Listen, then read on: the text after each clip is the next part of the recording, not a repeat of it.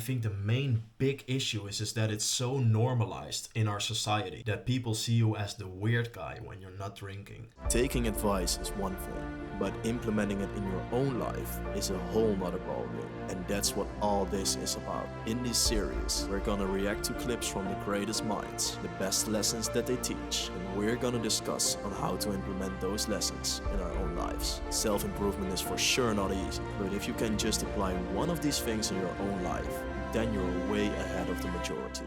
This is Real Life Lessons. One of the things that you mentioned recently was that you gave up drinking about a year and a half ago. Yes. And you said it was the hardest thing you ever did. Yes. I get that. I think it's very hard to stop drinking because of all the social pressure and that kind of stuff when you're at a party or something. Everyone's like, oh, why are you not drinking? Are you even having fun? Like, man, focus on your own stuff. Wanted to know what was so hard about it for you. Why was it so hard?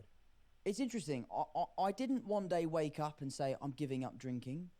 I just, like many Brits, had a very boozy December. Christmas time, I was on vacation, I was drinking a lot. And I've always been able to drink a lot. I think I get my genes from my mum's side in that thing. Like I can drink. That's the thing as well, because I think that a lot of people differ in the fact that they can use alcohol and don't feel anything. They don't have a hangover the next day. They feel great, they can still work out and stuff. I'm definitely not one of them. And I decided to just give up for January. I just wanted to do dry January. And all I could think about was having a drink. It's all I could think about. I was waking up thinking about it. I was checking the clock, when's it 12? And it just really scared me. I just was like, wow, maybe. Yeah, I get that, because then you get the feeling that you're dependent on that stuff, that you really need it. Maybe I have a little bit of an alcohol thing. So I sort of decided to punish myself and say, I'll do February as well. 2 months go by and I was still really struggling. I felt like I couldn't be social. I felt like I couldn't go to the pub and have a lime soda. I couldn't go out for dinner. I was really struggling. And I started to really worry that maybe I had an alcohol problem. Yeah, that's tough.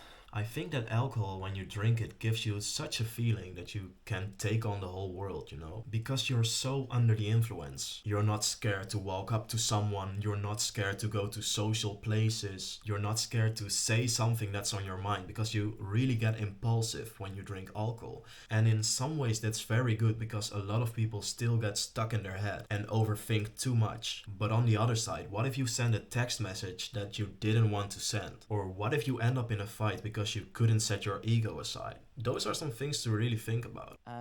So I decided that I would wait until my birthday, which is June 1st. I said to myself, if I can do 6 months without alcohol, then I can prove to myself that I don't have a problem.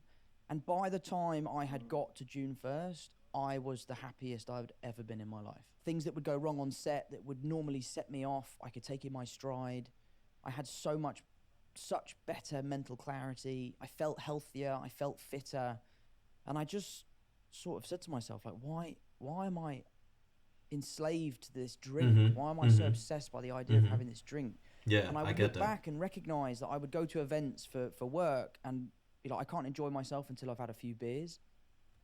And I think that's the issue with a lot of people. They are so used to the fact that alcohol makes them more loose, makes them happier in some sense, and more like, I don't give a shit, I can do anything I want. And when you don't have the alcohol with you, or you stop drinking for a while, you maybe start to notice that you're actually not that confident, you know? And I just felt so much pressure. And this is one of the things why I've sort of distanced myself from the rugby community, because so much of it is about how much can you drink? Let's get you as drunk as possible.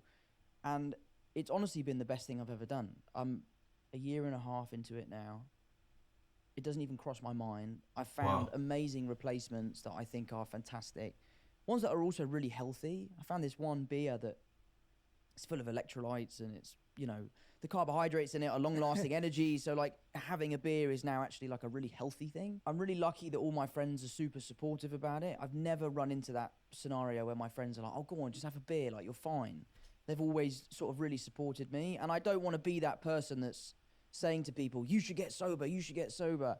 If I could encourage someone to drink less, then that's great. But I don't want to start getting into the world of you need to stop drinking? I sometimes drink socially, but actually I'm trying to quit that too. But it's hard, man, and I do think that a lot of people struggle with this. Because I like playing games where you drink, for example, with my friends, or having one beer after my football match. But even these small things still impact your body, and that's something that I really needed to understand. But it's just like the little devil on your shoulder who's saying, yes, do it one more time.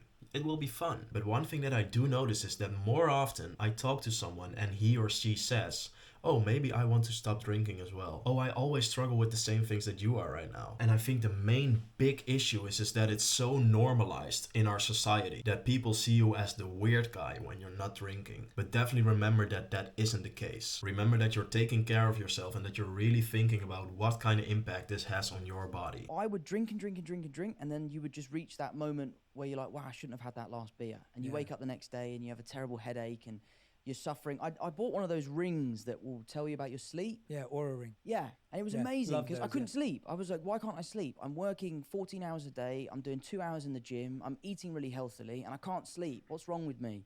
I bought this ring and it was booze. It was completely affecting my sleep. And since I've given it up, I can sleep anywhere. I think that there's a lot that we can take away from this conversation. So for sure, everyone has to decide for himself. I always was a regular drinker, and the way that I'm approaching it is by taking steps. And those steps don't have to be like what I already said, from 100 to 0 like this, but it's good to listen to these type of conversations. So I have to say I didn't stop drinking. I drink at special social occasions such as a wedding or my birthday or something like that, and I do think that's fine. Some people drink less, some people drink more, but one thing that we don't want to be is ignorant about the fact that it's bad for you. So how do you go from regular drinking to drinking like maybe once a month, or never, or only on special occasions? I think the time that I found the key was when I went sober for 1 month and actually started to notice what kind of impact it had on my body. How I was feeling when I went to a party where everyone was drunk and I was sober. To see how some people were so impulsive while I could still have a normal conversation with someone and remember it as well. What I'm trying to say is that you will find your own way of coping with it, of knowing when you want to drink and when not to.